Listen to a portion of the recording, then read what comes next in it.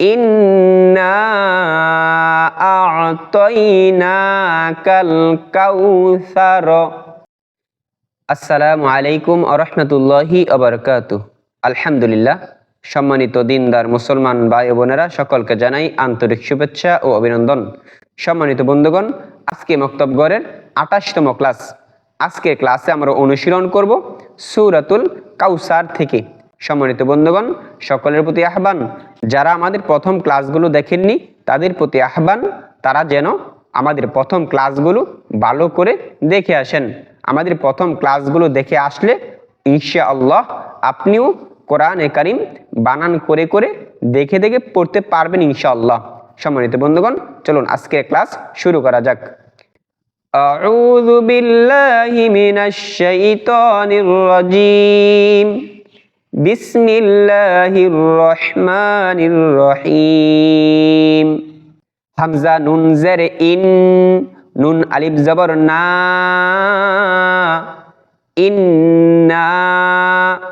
হামজা আইন জবর আ, ত ইয়া জবর তই, আ তই। নুন খারা জবর না, আ তই না।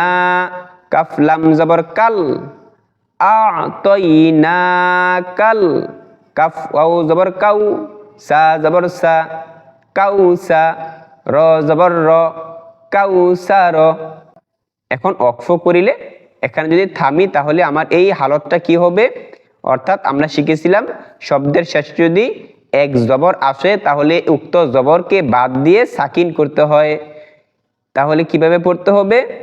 ইন্না আ'তাইনাকাল কাউসার। অর্থাৎ জবরকে বাদ দিয়েছি, এখানে সাকিন করেছি। ফা জবর ফা, সত লাম জবর সল, ফাসল। লাম জের লি, ফাসল্লি। লাম জের লি, ফাসল্লিলি। র বা জবর রব, বা জের বি, রব্বি। কাফ জবর কা, রব্বিকা। ওয়াও নুন জবর ওয়ান, হা র জবর হার, ওয়ান হার। ফাসল্লি লি রব্বিকা ওয়ানহার।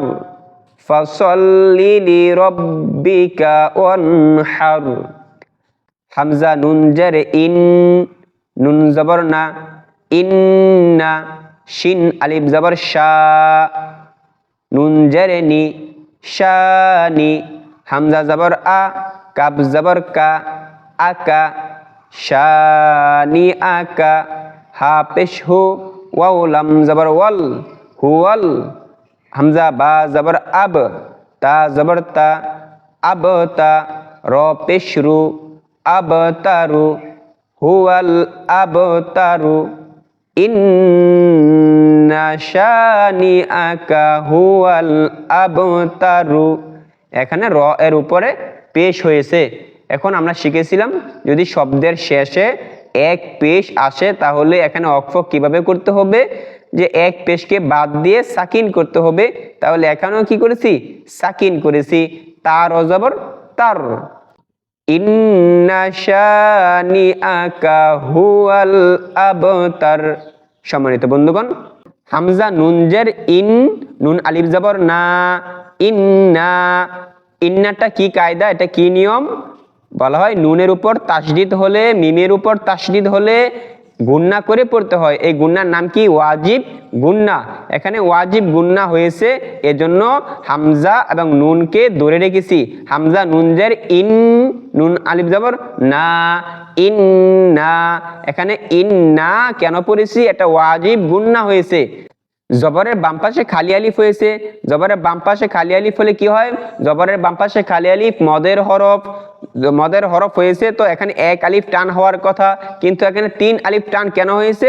যে মদের হরফের পরের হরফে লম্বা হামজা হয়েছে।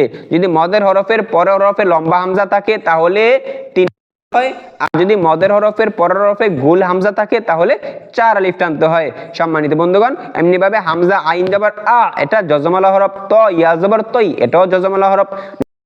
নুন খারা জবর না, এটা মদের হরফ। খারা জবর খারাজের উল্টা পেশেও কি হয়? মদ হয়। এখানে কয় আলিফ টানতে হবে? এক আলিফ টানতে হবে। কাফ লাম জবর কাল, এটাও কি সাকিনওয়ালা হরফ, জজমওয়ালা হরফ। কাফ ওয়াও জবর কাউ, এটাও জজমওয়ালা হরফ। সা জবর সা, এটা হরকত। সা জবর ফা, এটা হরকত। যদি এক জবর এক জের এক পেশ থাকে তাহলে তাড়াতাড়ি করে পড়তে হয়। এমনি ভাবে সৎ লাম জবর সল, এটা কি তাসদিদ ওয়ালা হরফ। তাসদিদ ওয়ালা হরফ পড়ার নিয়ম হচ্ছে দুইবার পড়তে হয়। প্রথমবার তার ডান দিকের সাথে, দ্বিতীয়বার তার নিজের সাথে। লামজের লি, এটা কি হরকত। র বা জবর রব, বাজের বি, রব্বি, এটা কি তাসদিদ ওয়ালা হরফ। কাফ জবর কা, হরকত। ওয়াও নুন জবর অন, এটা কি সাকিন ওয়ালা হরফ, জজম ওয়ালা হরফ। হা র জবর হার, এটাও কি জজম ওয়ালা হরফ। হামজা নুন জের ইন, নুন জবর না, ইন্না। ইন্নাটা কি কায়দা? ওই যে প্রথম শিখেছিলাম যে নুনের উপর মিমের উপর তাসদীদ থাকলে কি করতে হয়? গুন্না করে পড়তে হয়। এখানেও কি গুন্না করে পড়তে হবে। এই গুন্নার নাম কি? ওয়াজিব গুন্না। শিন আলিফ জবর শা, এটা মধ্যে তবাই, জবরের বাম পাশে খালি আলিফ হয়েছে। নুন জের নি, এটা হরকত। হামজা জবর আ, এটাও হরকত। কাফ জবর কা, এটাও হরকত। হাফেশ হু, এটাও হরকত। ওয়াও লাম জবর ওয়াল, এটা কি সাকিনওয়ালা হরফ। হামজা বা জবর আব, আবটা কি কায়দা? এটা বলা হয় কলকলা হরফ। কারণ কুফ তো বা জিম দাল এর উপরে যদি সাকিন থাকে, জজম থাকে, তাহলে তাকে কলকলা করে পড়তে হয়, পাল্টা আওয়াজ করে পড়তে হয়। তাজবরতা, এটাও হরকত। রপেশরু, এটাও হরকত। সম্মানিত বন্ধুগণ, আমাদের এই ক্লাসগুলো যদি কেউ নিয়ম তান্ত্রিক করে থাকেন, ইনশাআল্লাহ আমি আশা করি সকলেই কোরআনে কারিম বুঝে বুঝে দেখে দেখে পড়তে পারবেন ইনশাআল্লাহ। গড়ের 28তম ক্লাস এখানে শেষ করতেছি। শেষ করার আগে সকলের প্রতি আহ্বান, যারা আমাদের চ্যানেলটাকে সাবস্ক্রাইব করেননি অবশ্যই সাবস্ক্রাইব করে পাশে থাকবেন ইনশাআল্লাহ। আসসালামু আলাইকুম ওয়া রাহমাতুল্লাহি ওয়া বারাকাতুহু।